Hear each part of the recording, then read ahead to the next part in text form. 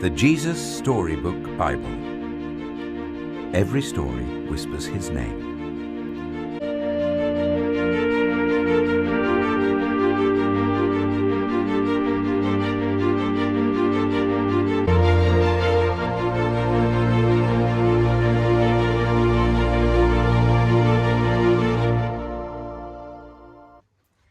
Hi everyone, it's time for another story. Today is December the 14th and our story today is called The Teeny Weeny True King, and it's taken from 1 Samuel 16. God's people had a new land. Now they wanted a king. But God is your king, Samuel told them. He is the one who looks after you best. We want a real king, they said, one we can see. God knew that a king might not be kind to his people or look after them as well as he would. But God's people didn't care. They wanted a king and they wanted him now. So God gave them a king. He was called Saul and he seemed like a good king at first. But he became proud and stopped listening to God. He didn't obey God or love God with his whole heart. Saul can't help me with my plan, God said. I need a king who loves me and will teach my people to love me. I need a true king.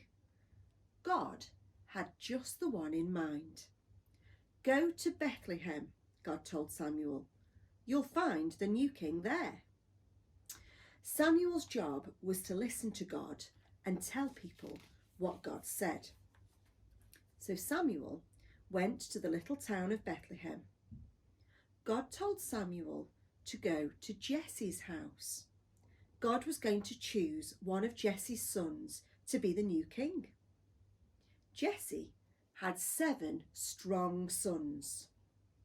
Now, in those days, if you were going to be the king, you didn't have to be the richest or the cleverest, although that was always nice. You had to look like a king, which meant you had to be the tallest and the strongest, so you could carry the longest swords and biggest armour and defeat everyone. And it didn't hurt to be handsome either. Samuel asked Jesse to bring him each son in turn. So Jesse brought the oldest, tallest, strongest son. This must be the new king, Samuel thought. He looks like a king. But God didn't choose him. You're thinking about what he looks like on the outside, God told Samuel. But I am looking at his heart, what he's like on the inside. So Jesse showed Samuel his next oldest, tallest, strongest son. But God didn't choose him either. In fact, God didn't choose any of the 7 sons. Samuel said, "Is that all?" Jesse laughed.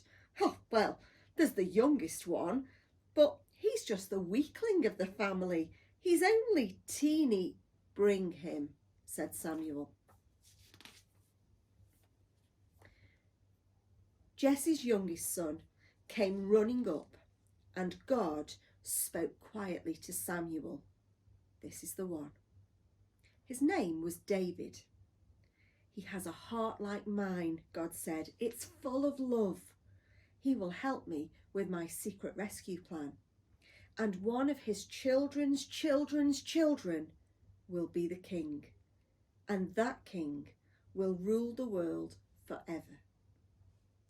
Samuel anointed David's head with oil, which was a special way to show that you are God's chosen king.